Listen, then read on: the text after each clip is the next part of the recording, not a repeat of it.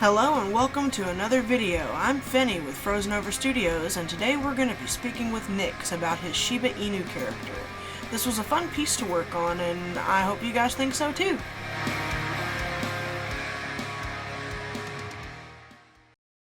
Hello and welcome to another Frozen Over Studios video. I have with me here Nix from Discord, and we're going to be discussing his character today. Nix, do you have anything you'd like to tell the audience about yourself? Really not much. I'd say I'm a pretty generic person with a lot of very strange things that I like. That's really it. Furries in a nutshell, am I right? Yeah. Alright, well, recently you had me do a picture for your character. You had me do a design for you of this really pretty, I want to say, Shiba Inu character? Yes, yeah, it's a Shiba Inu. Okay, and what inspired you to create this character in the first place? Well, a lot of it is, Shiba Inus are some of my favorite types of dogs, and it would be, I have an Akita Inu, which is like a Shiba, but way bigger. I just felt it'd be a little awkward to have my actual character be an Akita, so I was like, well, I'm a pretty short person, and Akitas are pretty cool. Not Akitas, Shivas are pretty cool.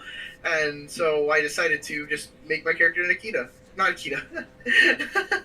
So you decided to make your character a Shiba Inu because you thought it might be a little too awkward to make your character an Akita like your real-life dog, and because you're slightly shorter of stature in the first place, you thought Shiba would fit better. Yeah. Okay. And as far as the character itself is concerned, aside from my own personal input on helping you design the character, what made you pick out the features that you included with this character, and what are your favorite aspects of the character design in general?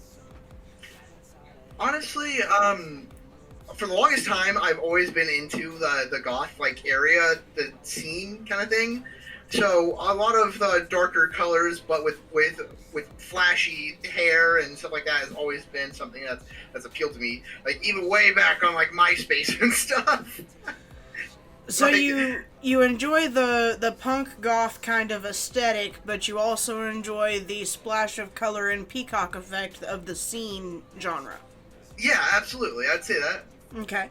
And what makes you want to play a character that seems to be an opposite gender from yourself? I honestly don't know. It's just something I've always done. You know, I don't know why I don't really care much for male characters. I say that, and I'm also commissioning a male character from you. But you know, I just like it. That's really all I could say.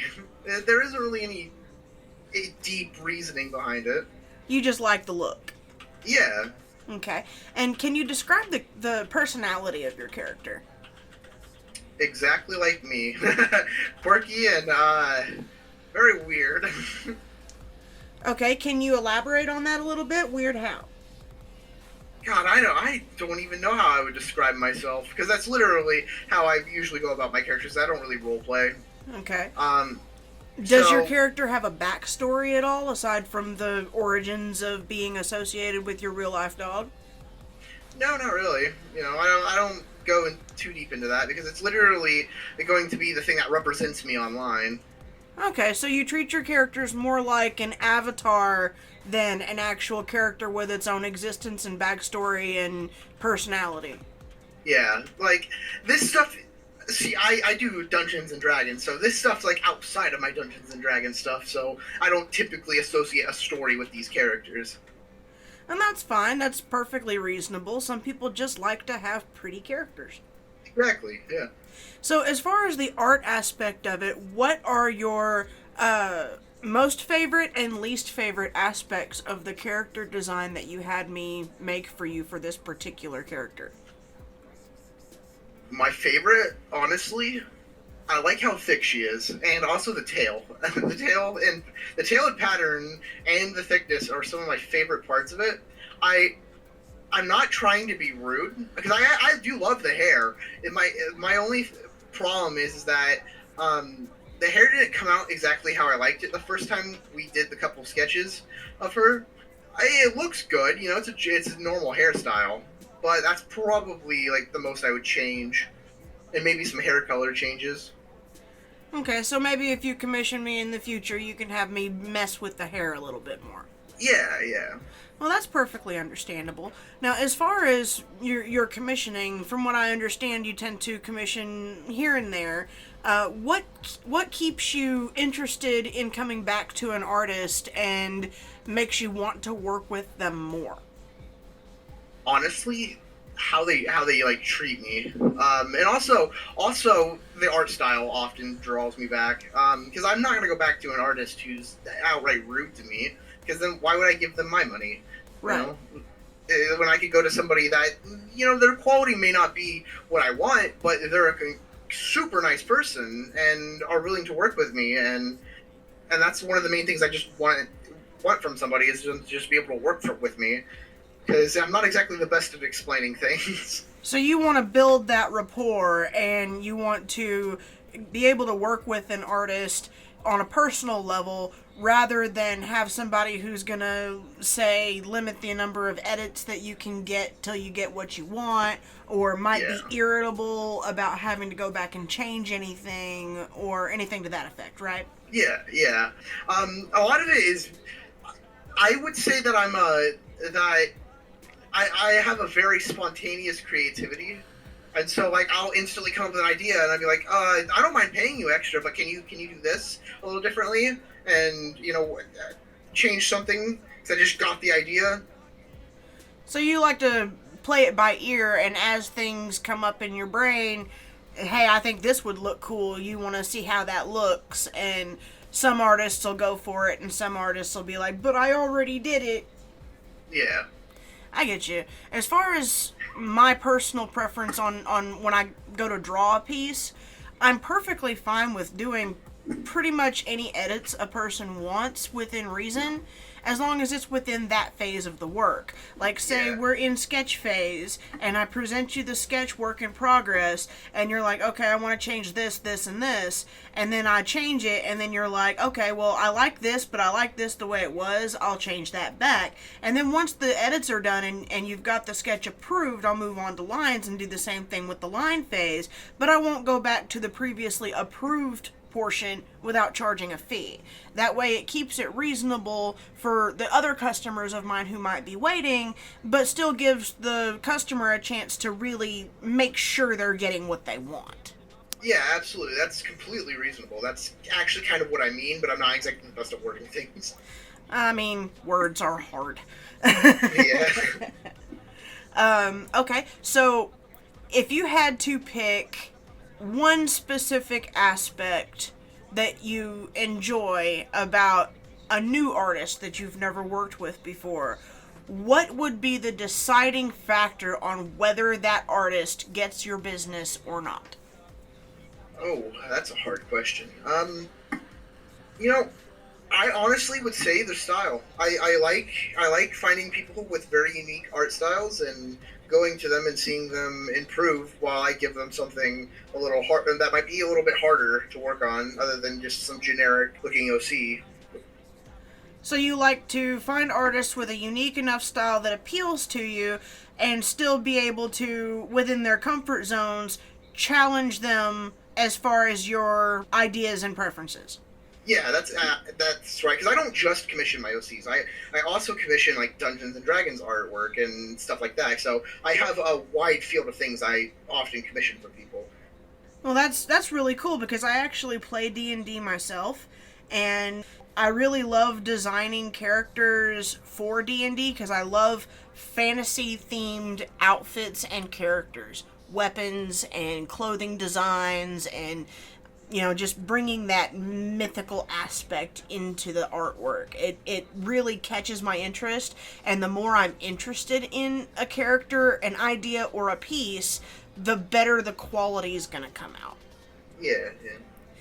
Now, as far as using references to make character designs, what is your favorite go-to for things to provide to artists as examples of, I want this piece to look like that, and I want this piece of this art to look like that? Oh, I would honestly, I often use Pathfinder stuff, but I'll even sometimes just use pictures straight out of the core rule books from Dungeons and Dragons as a reference to things like, because I often make my own homebrew stuff. So because I'm a dungeon master, and so I'll oftentimes just make something cool, because like who has to follow the core rules or the core monsters, and because I can make something cool. Why waste my time doing that when I could go find a cool artist who can make some really cool artwork for a really cool monster idea I had, like a dragon slime for all I know. Something just right off the top of my head. That would actually be a really cool idea. Okay, so here's a random question. If you had to take the Shiba Inu character that I made for you for this video and choose a Dungeons and Dragons role to put them in, what class would they be? What weapons would they use? And what would their alignment be? Oh, that's hard. I'm thinking wild magic sorcerer. I feel like they're the type of person who would fireball themselves by accident. And for alignment, I would probably say I don't want to say chaotic neutral because everyone falls into chaotic neutral, but that's probably where she would fall. But like chaotic good maybe. All right. So what kind of weapons do you think she would use? Probably just her spells because she's a sorcerer. Okay. When I play in my particular campaign that I've been playing the last few weeks, my character is actually a storm sorceress who is a bard and has cross-classed essentially to be a dirge sorceress. So essentially a necromantic bard with sorceress abilities, and is also a tiefling, and as the race that she is, she has shape-shifting abilities. So with this character being a shape-shifting dirge sorceress, storm sorceress no less, she also wields a bow and arrow and dual daggers. Okay. That's a very interesting combination of things. I didn't even think of going that far because I don't typically touch multi-classing as the dungeon master because I oftentimes make DMPCs who usually just fill the role that the party needs. So oftentimes the healer or cleric or just maybe a damage dealer that they just happen to need because there's just too many of just one type of class, and I don't feel like ruining everyone's fun by making them not play that class. I get you. I do like the idea of cross-classing because there's certain abilities that fall into classes that would be outside of my favorites. And I really like playing bards because they're a really versatile class. You can actually get bards to do a lot of things that most people would limit to rogues or rangers. Oh yeah. I would actually say one of my favorite things that I've seen out of a bard, a multi-class bard, was a rogue bard who was part arcane trickster, and their bard stuff that they did was weird because they didn't do music, they painted. And since that's technically considered an artistic form, the DM let it pass, and it was some really cool stuff because they basically just steal your wallet while you're distracting, painting for you. For any of their spells to work in that particular instance, wouldn't people have to be within eyesight of their painting? Yeah, but they're also an arcane trickster, so they can just use Mage Hand to just steal their wallet from their back pocket or something. That's pretty cool. I like that. The character that I spoke of from my own campaign actually uses a hurdy-gurdy for their musical instrument. And I don't know if you've ever heard of a hurdy-gurdy, but they're pretty freaking metal. I'm also a big music person, so I love more of the obscure instruments out there, and I would kind of consider the hurdy-gurdy somewhere in there. It's still a more known instrument, considering it's a medieval instrument. Oh, well, not medieval, Renaissance instrument. A lot of people get that wrong. But Yeah, I'm a pretty big music person as well, I like especially music too. obscure. I think what inspired me to pick a hurdy-gurdy for my particular instrument was a couple of YouTube videos that I saw on online that showed people playing the hurdy-gurdy, but doing so with more modernized kind of music, and I like that mix of Renaissance slash medieval vibe and more modern, heavier sound. Oh, absolutely. I've seen some people. I've seen somebody play Slayer, like raining blood on a hurdy-gurdy, and I'm like, what? This is amazing. I bet their hands were sore after that. Good lord. Oh yeah. All right. So, as far as the artwork itself is concerned, going forward, if you were to get more art of that particular character, what kinds of things would you maybe change aside from the hair, like maybe outfit wise or pattern wise? Oh, I probably wouldn't change the core pattern too much because I really really like it. But I would change some outfits because I like dress. I like playing some dress up. You know, despite being a guy. Hey, dress up is not limited to only women. Don't be assuming genders here. I know. I'm joking. But I wouldn't mind playing with more of like more gothic stuff. So like a lot of what I'm trying to think of some really good ones. The one that I could think of would be really cool would be Ada's dress from Resident Evil. So, the vibe that I went for when I initially did the outfit for your character was more of a pastel goth vibe. Yeah. But I think it would look really cool if we went more in a punk direction with it. Throw some leather jackets and stuff. A little bit of leather, some denim, some spikes, maybe some patches. I wouldn't mind that, you know, or go for an even heavy metal vibe with some spiked gauntlets. So some of the more stereotypical heavy metal. Throw some actual fingerless gloves on there, but put some studs on the knuckles. Oh, that would look cool. Totally. Okay, is there anything else that you might want to just throw out there for the audience, maybe to express yourself about your characters, or about something that you might be looking forward to as far as developing them further? Not really much. I just look forward to getting more artwork of them because I just have a lot of fun, especially with, like, for example, my profile picture on Discord. That's actually a picture of the bard from Witcher, but she's the bard from Witcher. So it's kind of a cosplay piece. Yeah, it's a cosplay piece. Okay. Those are my favorite types of things, and I just look forward to getting more funnier stuff and more nicer looking things and stuff like that. You know, I just like getting artwork. It's fun to do, and it's fun to reach out and talk to artists. Well, feel free to order from me anytime you feel like, because I genuinely enjoy working with you and doing character designs and cosplay stuff. At some point, you might even consider doing a gender bend of the character. I wouldn't mind that, though I wouldn't have no idea how they would look. Gender bending characters is actually one of my favorite things to do. I've done it to my own character. I've done it to other people's characters. I just like being able to translate what a character of one gender would look like as another gender, and being able to be creative with the design to figure out what would carry over and what wouldn't. God, I couldn't even think of that. I do plan on doing that with the hyena that I commissioned from you. Because somebody gave me the idea, and I was like, that's a great idea. Well, I look forward to it. So, one last question before we wrap things up here.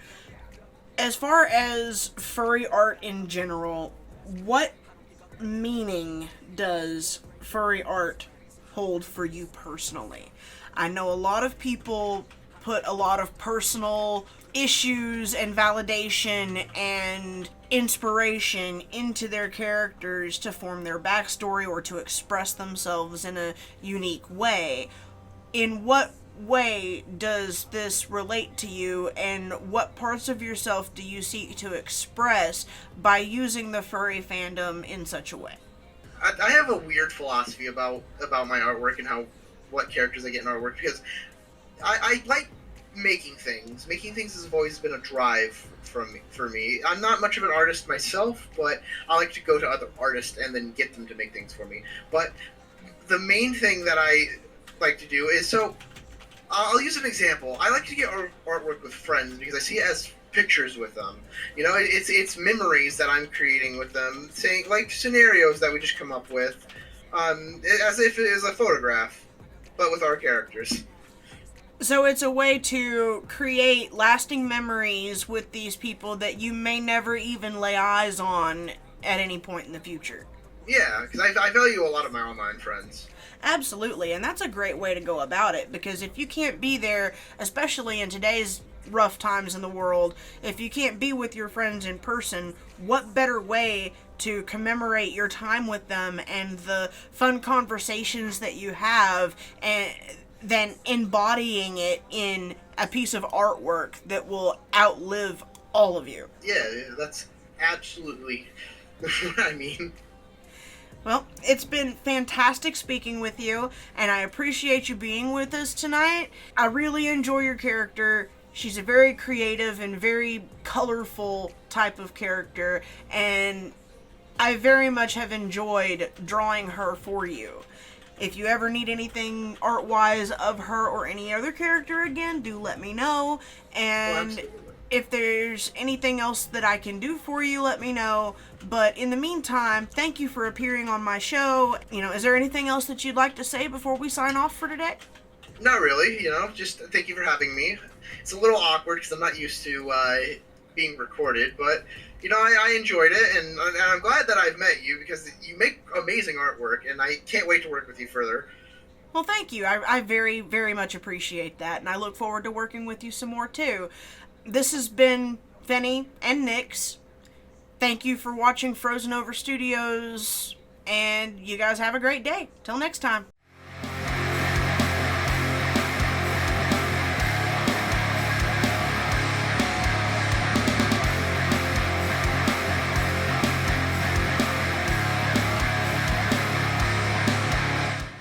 Hey guys, Fenny again. That was a pretty fun interview and a really great piece to work on, and I really enjoyed hanging around with Nyx and talking to him about his character and D&D and everything. And that brings me to our question of the day. If you were to make a D&D character, first of all, what class and what alignment would you pick for your character? What weapons would they use? And what version of D&D is your favorite? Answer down below in the comments for a chance to be featured in our next video. Thanks for watching, and we'll see you next time.